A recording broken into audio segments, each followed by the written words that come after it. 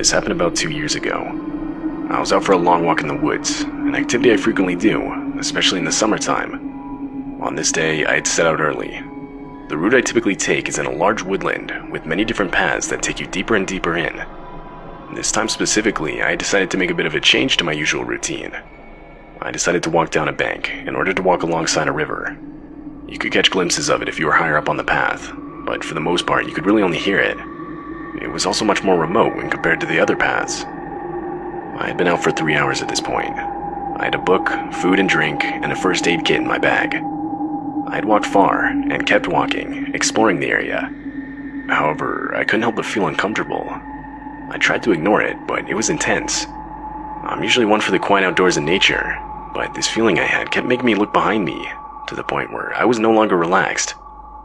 As I got deeper into the woods, the loneliness became unnerving. I figured I was just scaring myself and tried not to play into it. That's when a cloaked figure with gloves on ran out in front of me. I instantly jumped and felt extremely alarmed. The figure had a mask on, a crow's mask, like think a plague doctor mask. I wanted to run, and everything inside me was telling me to run, but for whatever reason, I really wanted to seem like I wasn't bothered, and that the figure had failed to cause much of a reaction. So I awkwardly said, Okay, good one. I'll be on my way now. The figure didn't say anything. Rather, it began tilting its head as I walked around it and continued down the path. It was just standing there, watching me. I was extremely creeped out. Once I walked past it, I just kept walking, feeling shaken, but trying not to let it show. I was nervous to look back, but eventually I did. The creepy figure was stood in the same place, still watching me walk away.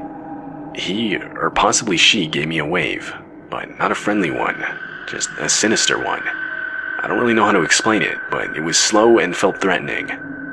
I was stupid at this point. I felt far enough away from the figure, so I flipped at the bird, a choice I instantly regretted. The figure went from standing and waving to a full-on unhinged run in my direction. I, at this point, didn't stick around and legged it out of there.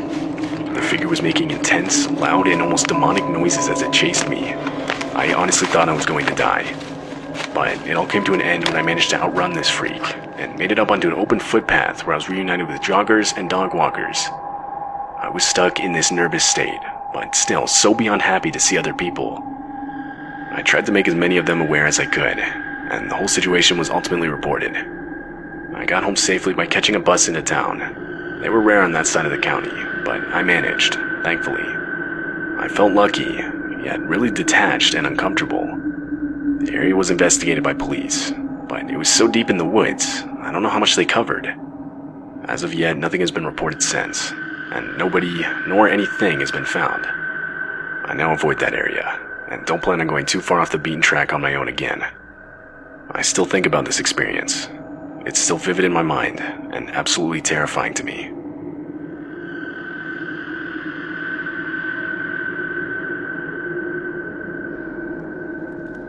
This happened years ago, when I was 21. Back then, I was good friends with a guy named Jack who I met in high school. Both of us grew up with a passion for the outdoors, and so we thought it'd be fun to go on a week-long backpacking trip in the California woods together. We'd done this once before, and I really enjoyed it. I remember looking forward to it. The whole trip started off going well, but that only lasted till the second night. It was just starting to get dark, and Jack and I were setting up our tents for the night, when we began to hear the distant sound of leaves crunching under multiple pairs of footsteps. We were pretty deep in the forest, but running into other campers wasn't completely unheard of, just, I guess, a bit of a rare occurrence. Eventually, 3 guys came into view. They didn't really look like campers. They didn't even have backpacks or anything. I thought it was kind of weird to be wandering around the forest this late, but I didn't think much of it. They gave us a somewhat friendly greeting, and we gave one back. They then asked us if we were camping here tonight, which, obviously, we were in the process of setting up our tents and had the rest of our stuff all laid out. We politely said yeah, and asked if that was a problem. We wanted to make sure we weren't on someone's private property, or, just generally in a place we're not supposed to be. They replied saying no, and just kind of walked off. The whole encounter was odd, but Jack didn't think so. He pointed out how they were most likely just hunters in the area, as all of them were armed, something I myself didn't notice. Cut to a few hours later, and Jack and I were now asleep in our respective tents. This was around the time I woke up to the sound of yelling, like multiple voices shouting in the distance. I yelled out to Jack to see if he was awake. He was, and was just as confused as I was. It was 2 a.m. when this happened. Our conversation was then interrupted by multiple gunshots. They honestly sounded like they were getting closer. I asked Jack if he thought that whoever these people were just hunting. He responded saying, "No, dude, there's no way they're hunting this late. I think we should go." My heart started to race, now realizing the reality of the situation we were in. We both unzipped our tents, grabbed only our bare necessities, and started hastily moving west. We moved for maybe half an hour before stopping. The yelling and gunshots were now barely audible, although they were persistent, continuing off and on up until sunrise. All night, we basically just sat there listening to them, both wide awake from a mixture of fear and adrenaline. When the sun finally rose, we discussed what to do next. Ultimately, we decided we would wait until noon before heading back to our campsite. The plan was to then quickly pack up all of our stuff and make the trek back to our cars, cutting our trip 5 days short. Fast forward to noon, and we started cautiously heading back. When we arrived, the sight we were met with was nothing short of horrifying. Our campsite had been completely ransacked. Almost all of our stuff had been damaged, which this is thousands of dollars in equipment we're talking about.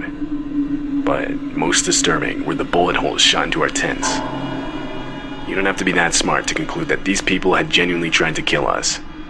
Further supporting this theory is the fact that nothing was actually stolen from our campsite. It was all just damaged.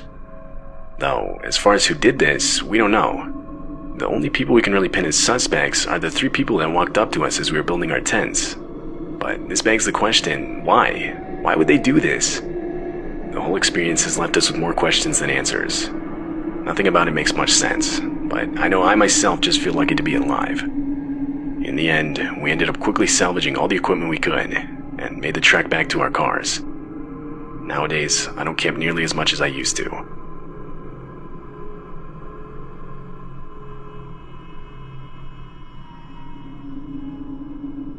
I'm 25, and ever since I was young, I've been into hiking. Now, I get hiking isn't all that appealing to most people, but because of where I live, it's pretty easy to get into. You don't have to travel all that far for a pretty stunning scenic view. I try to find a new trail to hike every weekend. Typically, I'll hike alone, so I always keep a knife in my backpack for protection against the wildlife, should it ever come to that. Though, in all my years of hiking, I've never once had to actually use it. In fact, I've never run into any dangerous situation while hiking.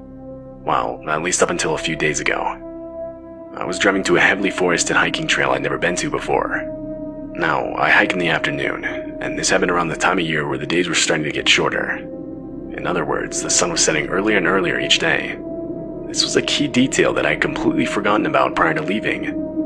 Only after I started driving to the place did I realize it would be completely dark outside before I would even be able to finish my hike. A decision I still regret making is deciding to do the hike anyway. I got a bad feeling about it right when I started. Fast forward a few hours, and I was now about 85% finished with the route I picked out. By this point, it was almost completely dark. I had a flashlight, but still, the whole scene was pretty eerie. This portion of the trail was deep in the forest. It was so dense with trees that the moonlight could barely even find its way through. Don't get me wrong, beautiful scenery in the day, but alone at night, nothing short of disturbing. It was then when I was really starting to regret my decision of carrying out the hike. That's when I saw a light up ahead on the trail. As soon as I shined my flashlight in its direction, it immediately got turned off. I didn't know what it was, but I couldn't exactly turn back, so I was pretty much forced to go directly towards where it had been. In the back of my mind, I knew the chances of it being another hiker in the dark were slim to none. Eventually, I reached where the light came from. There was no one. Instead, there was a large duffel bag lying on the ground. I began scanning the trees with my flashlight. That's when a large, probably 6.5-foot man stepped out from behind one of the trees. My body completely froze up. There I stood, like a deer in headlights, shining my light on the guy. He then slowly revealed a machete from behind his back. Seeing this, I started running for my life, down the trail and in the direction of my car. I looked behind me, and the guy was chasing me. I dropped my backpack so I could run faster. When I finally reached a clearing in the forest and could see my car, still sprinting, I grabbed my keys from my pocket and unlocked it. I got inside, locked the doors, and had the engine on in less than 5 seconds. However, the guy was still behind me, and was able to completely slash one of my back tires before I could drive off. I drove on an almost completely flat tire for the next 5 miles back to my house. Right as I pulled into my driveway, I called the police and reported the man. Although, I have no idea if he was found. Quite frankly, I have no idea if the police even searched for him. A part of me wants to go back to retrieve my backpack, which contains hundreds of dollars in equipment, but there's no way I can bring myself to do it. Plus, there's no guarantee it's still even there. For all I know, the guy went back and took it. I still don't know what I stumbled upon that night.